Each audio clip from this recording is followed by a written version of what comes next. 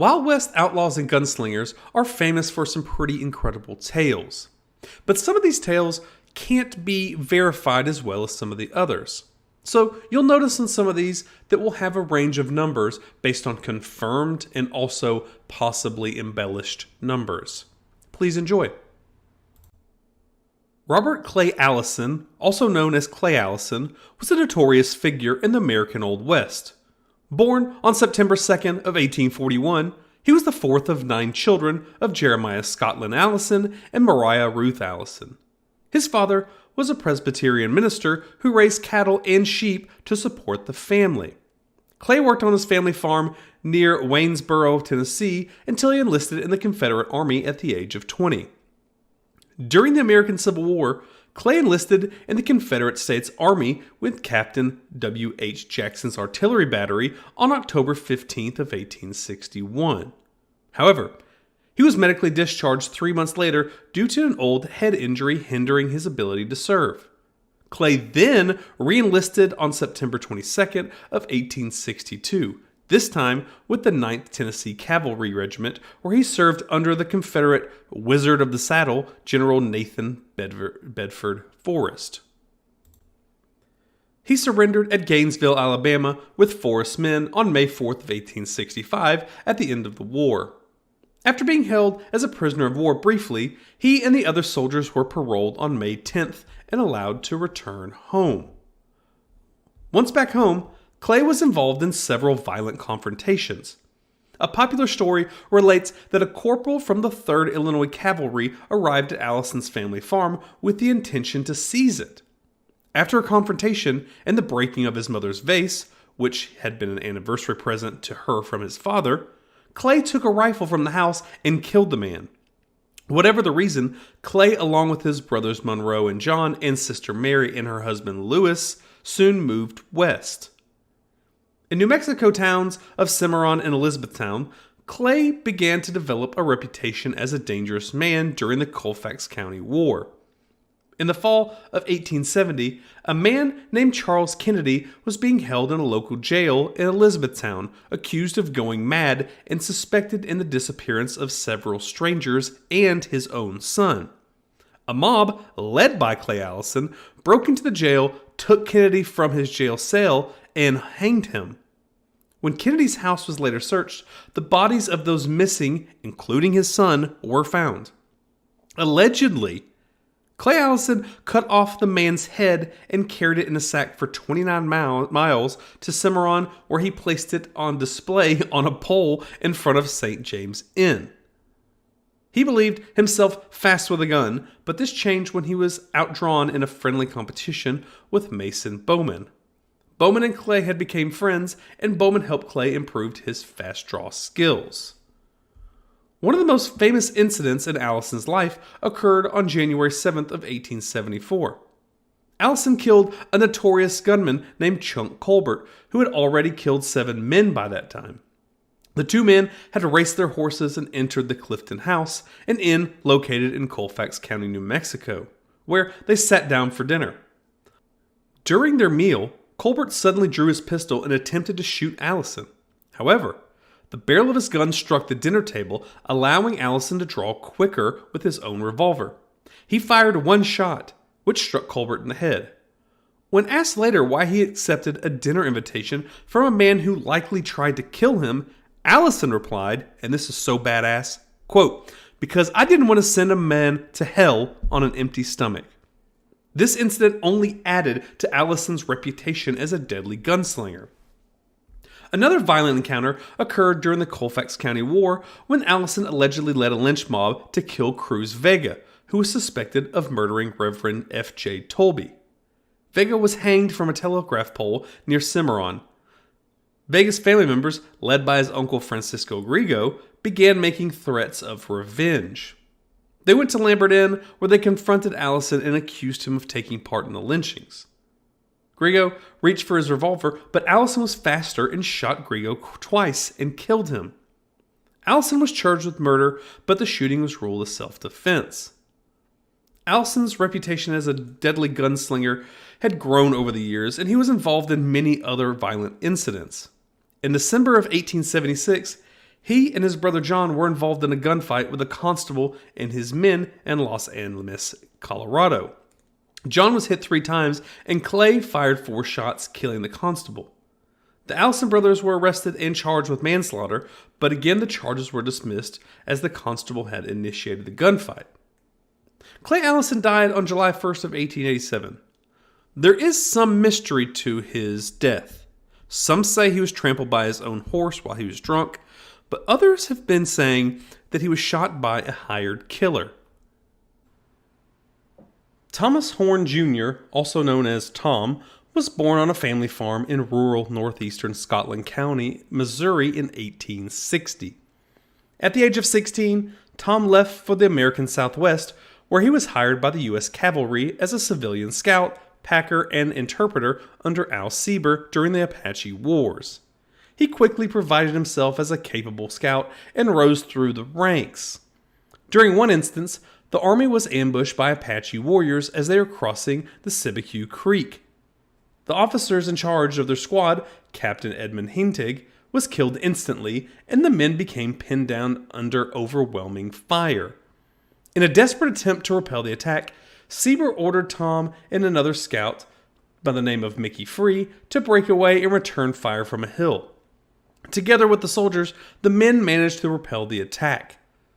Tom and Sieber also participated in the Battle of Big Dry Wash and gained recognition when they slipped through the banks opposite of the Apache line and provided cover fire for the cavalry, killing a number of Apache warriors. Tom, a respected scout, known for going out alone on reconnaissance missions and helping track down Geronimo's major stronghold. By November of 1885, he earned the position of Chief of Scouts under Captain Emmett Crawford in Fort Bowie. However, during one operation, Tom's camp was mistakenly attacked by a Mexican militia, and he was wounded in the arm during the shootout, which resulted in Crawford's death. On September 4th of 1886, Tom was actually present at Geronimo's final surrender and acted as an interpreter under Charles B. Gatewood. Tom allegedly killed his first man in a duel, a second lieutenant in the Mexican army, as a result of a dispute over a prostitute. After the war, Tom used his earnings to build his own ranch in Arizona. His ranch consisted of 100 cattle and 26 horses, and he also laid claim to the Deer Creek mining district near the canyon. Unfortunately, cattle thieves stormed his ranch one night and stole all of his stock, resulting in a tremendous loss and bankruptcy for Tom. This incident marked the start of Tom's hatred and disdain for thieves, which led him to entering the profession of range detective. Tom Horn took jobs as a prospector, ranch hand, and rodeo contestant, but he is most notorious for being hired by numerous cattle companies as a cowboy and hired gun to watch over their cattle and kill any suspected rustlers. Tom developed his own means of fighting thieves. Quote, "I would simply take the calf and such things as that stop the stealing. Add more faith in getting the calf than in the courts." If he thought a man was guilty of stealing cattle and had been fairly warned, Tom said he would shoot that thief and not feel, quote, "one shred of remorse." During the Wilcox train robbery investigation, Horn gathered vital information about 2 outlaws, George Curry and Harvey Logan, who killed Sheriff Josiah Hazen during their escape. Both of them were members of Butch Cassidy's Wild Bunch and known as the Hole in the Wall Gang, named after their hideaway in the mountains. Horn relayed this information to a man named Charlie Sirigo, who worked on the case for the Pinkertons. Horn joined the U.S. Army to serve during the Spanish-American War and was the chief packer for the 5th Corps. He left for Cuba, where he led some of the packed trains to the front. Horn personally witnessed the bravery of the famous Rough Riders and the colored regiments, the 9th and the 10th Cavalries, during the assault of San Juan Hill. Horn and his men were under constant fire as they delivered rations and ammunition to soldiers, although they were non-combatants. During his time in Cuba, Horn contracted yellow fever, which led to him being bedridden and deemed unfit for combat. Upon returning, he returned to Wyoming and began working in 1901 for a wealthy cattle baron named John C. Cobble, who belonged to the Wyoming Stockmen's Association. Tom Horn's story takes a turn when a man named Kells Nickel was shot and wounded, along with 60 to 80 of his sheep. Two of Nickel's young children reported seeing two men leaving on horses. On August 6th, Deputy Sheriff Peter Wallamount and Deputy U.S. Marshal Joe LaForce came to Iron Mountain, Wyoming, and arrested a man named Jim Miller and his sons Victor and Gus on suspicion of shooting Kells Nickel. The investigation of the shooting of Kells Nickel was added to the investigation of a man named Willie Nickel's murder in the coroner's inquest. Deputy Sheriff Joe LaForce later questioned our man Horn on January of 1902 about the murder while supposedly talking to him about employment. Horn was still inebriated from the night before, but LaForce gained his confidence and called for confession of murder of Willie Nickel. Horn allegedly confessed to killing young Willie with his rifle from 300 yards away, which he boasted of as, quote, the best shot that he had ever made and the dirtiest trick that he had ever done. Tom Horn was arrested the next day by the county sheriff. A man named Walter Stroll was the Laramie County prosecutor in the case, and Judge Richard H. Scott, who presided over the case, was running for re-election. Horn was supported by his longtime friend and employer, cattle rancher John C. Cobble. Despite the strong defense team assembled by Cobble, the evidence presented against Horn was overwhelming. Horn's own drunken confession to Deputy Marshal Joe LaForce provided to be the decisive factor in his conviction. The prosecution also presented other circumstances of evidence linking Horn to the murder, including his proximity to the crime scene and the known animosity between another family and the Nickel family. The trial lasted about 10 days, and Horn was found guilty of Willie Nickel's murder and sentenced to death by hanging. The verdict was met with mixed reactions, with some members of the community hailing it as justice served, while others viewed it as a miscarriage of justice. Tom Horn's execution was carried out on November 20th of 1903 in Cheyenne, Wyoming. He maintained his innocence until the end and was said to have met his death calmly and bravely. The legacy of Tom Horn continues to be debated and contested to this day.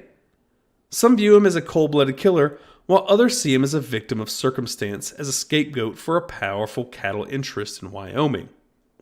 Whatever one's perspective, there's no denying that Tom Horn lived a fascinating and controversial life, and one that has captured the imagination of countless people over the years. Jim Miller, also known as Killer Miller, was an outlaw born in Van Buren, Arkansas in 1861. His family moved to Texas when he was just 1 year old. Miller's life of crime began with the murder of his sister's husband, a man named John Coop, in 1880. Coop was found dead in his bed with a shotgun blast, and Miller was soon arrested since he was known to hate his brother-in-law. Although he was sentenced to life in prison, his attorneys took the case to the Texas Court of Appeals, and the conviction was overturned on a technicality. However, this encounter with the law did not deter Miller from a life of crime. He joined an outlaw gang in San Saba County, Texas, and began robbing trains and stagecoaches while committing murders. Miller even bought a saloon in San Saba and became an assassin, earning a reputation for completing jobs quickly and efficiently for a fee that varied between $150 and $2,000. He was notorious for assassinating his targets at night with a shotgun, and despite his work, Miller never drank, cursed, or smoked. Even though in the picture he's smoking a cigar, so I'm assuming he smoked cigars, maybe just not cigarettes. He was always well-dressed and regularly attended church, and that earned him the nickname Deacon Miller on top of his other nickname, Killer Miller. In 1893, Miller became the town marshal of Pecos, Texas, and earned a reputation for killing Mexicans, claiming that they were trying to escape. He then began a feud with the Pecos sheriff, George Bud Frazier. Frazier contacted the Texas Rangers to intercept Miller's plans to shoot him when he returned to town, resulting in Miller's arrest to conspire to kill the sheriff. However, Miller managed to avoid conviction by having his henchmen track down and kill all of the witnesses.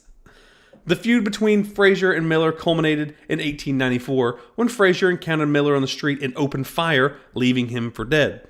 However, Killer Miller had been wearing a metal breastplate under his black frock, and he survived the encounter. Frazier eventually moved to New Mexico after losing his sheriff election. Despite his family's wealth through real estate, Miller continued to work as an assassin into the early 1900s. His assassination business rivals attorneys, lawmen, and anyone who received an assassination request. Despite being seen during these assassinations, Miller managed to stay out of jail either by claiming self-defense or just having all of the witnesses murdered before trial. That just blows my mind. Miller's luck ran out in 1909 when he was contracted by ranchers Jesse West and Joe Allen to assassinate cattle rancher and former deputy U.S. Marshal Gus Bobbitt in Ada, Oklahoma. Miller shot Bobbitt with a shotgun, his signature move, but a 19-year-old cowhand named Oscar Peeler witnessed the crime and turned the men in. The Texas Rangers tracked the men down and extradited them to Oklahoma to stand trial. However, Ada residents were aware of Miller's reputation for getting his convictions overturned and decided to take matters into their own hands. A lynch mob of 30 to 40 people broke into the jail and dragged Miller and his 3 accomplices to a stable behind the jail. Despite his accomplices' pleas, Miller remained stone cold and requested a diamond ring be given to his wife and wear his black hat during the hanging. His request was granted and he shouted, quote, "Let her rip," before voluntarily stepping off the box to hang. Miller's body was returned to Texas and he's buried in Oakwood Cemetery in Fort Worth. John Wesley Harden, born in the state of Texas in 1853, was one of the most infamous killers on the Texas frontier. He earned his criminal reputation at the age of just 15 after a deadly altercation with a former slave named Mage, whom he killed in a claimed self-defense after beating him in a wrestling match. Knowing that the Union soldiers would come looking for him, Harden's father sent him into hiding.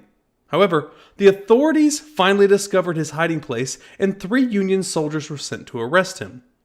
Instead of surrendering, John Harden decided to confront his pursuers. He stated, quote, "I waylaid them, as I had no mercy on men whom I knew only wanted to get my body to torture and kill.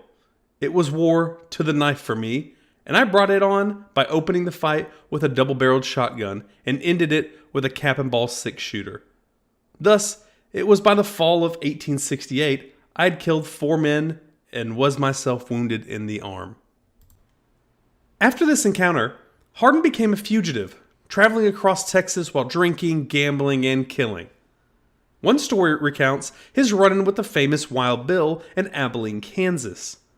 While on the run, an 18-year-old John Wesley Harden, known as Little Arkansas in town, was in Bullhead's Tavern for a drink. A man named Ben Thompson tried his best to get Harden to confront Wild Bill over a dispute at Ben's saloon. Ben Thompson told Harden, quote, "He's a damn Yankee. He picks on rebels, especially Texans, to kill." Harden responded, "If Bill needs killing, why don't you kill him yourself?" The story becomes legendary when Wild Bill confronted Harden for wearing guns in town, which violated town ordinance. Wild Bill ordered Harden to hand over his guns, and Harden surprisingly agreed. When Wild Bill went to grab the guns, which were handed butt first, John Harden flipped them around so the barrel was facing Wild Bill. Historians think that this story is unlikely, but it does add to the legends of these outlaws with their confidence and bravado, making these stories believable. In 1872, John Harden became involved in a Texas feud between the Suttons and the Taylors, aligning himself with the Taylor family, resulting in even more deaths. Celebrating his 21st birthday in Comanche, Texas, Harden spotted a beloved deputy sheriff named Charles Webb. Harden asked the deputy if he was there to arrest him, which the deputy denied. Harden then invited the sheriff over for a drink, and when the sheriff entered the hotel, Harden and his accomplices opened fire and killed the deputy. The murder of Charles Webb did not go unpunished. Governor Richard B. Hubbard offered a reward for Harden's arrest, and the Texas Rangers intercepted the letters that Harden was sending to his family, discovering that he had fled to Florida. In 1877, the Texas Rangers caught up to Harden and placed him under arrest.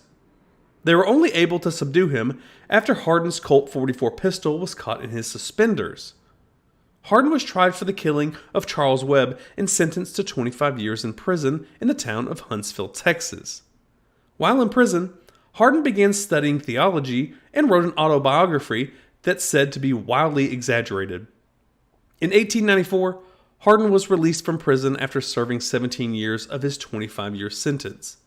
He moved to Gonzales, Texas, where he passed the state bar exam and obtained his license to practice law.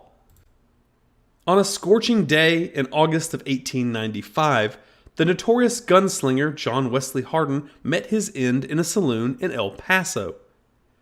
The day started with an altercation between Harden's acquaintance and a local lawman named John Selman Jr. Harden, never one to shy away from a fight, confronted Selman's father, Constable John Selman Sr., who was himself a notorious gunman and former outlaw. Tempers flared as the two men exchanged heated words, and their eyes locked in deadly stare-down. Harden, known for his lightning-fast reflexes, had his hands hovering over his holster, ready to draw at a moment's notice. But Selman Sr. was faster. In a split second, he drew his own gun and fired a shot that hit Harden in the back of the head. The saloon erupted in chaos as people scrambled for cover, their ears ringing with the sound of gunshot. Harden, lying on the floor in a pool of his own blood, muttered his last words. Quote, 4 6s to beat. It was a chilling reminder of a man's love for gambling and his reckless disregard for his own safety. Selman Sr. was later acquitted for murder, but his own life would come to an end just as violently as Harden's. As for Harden, he was a notorious gunslinger who was said to have killed 27 men, though himself claimed to kill 42 men before his death. Today, he lies buried in El Paso, his legacy as a ruthless killer and outlaw still haunting the town to this day. The history of John King Fischer is a little bit of a mystery. We know some things about John King Fischer, but his kill count is kind of disputed. I'm going to give you a quick background to the story, but at the end I'm going to tell you why it's a little more disputed on his kill count and why I think it's so much higher than the rest of them. King Fischer was born in October of 1853 in Collin County, north of Dallas, Texas. His father was a cattleman and owned and operated freight wagons. After the Civil War, they bounced between Austin, Texas, and Dallas, Texas, and Fischer was eventually sent to live with his brother James outside of Austin and was picked up for stealing horses at a young age. See, after his release from prison, Fischer started working as a cowboy, breaking horses, and then he found himself taking part in posse activities because of raids, looting, and essentially rapes of Texas ranch and farm families by bandits. As a result, his successes in this arena, he fancied himself a gunman. Fischer became proficient with a gun and started running with a band of outlaws that frequently raided into Mexico.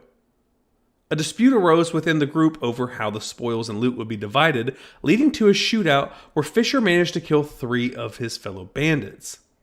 Fischer then took over as the leader of the gang and killed 7 more Mexican bandits over the next several months.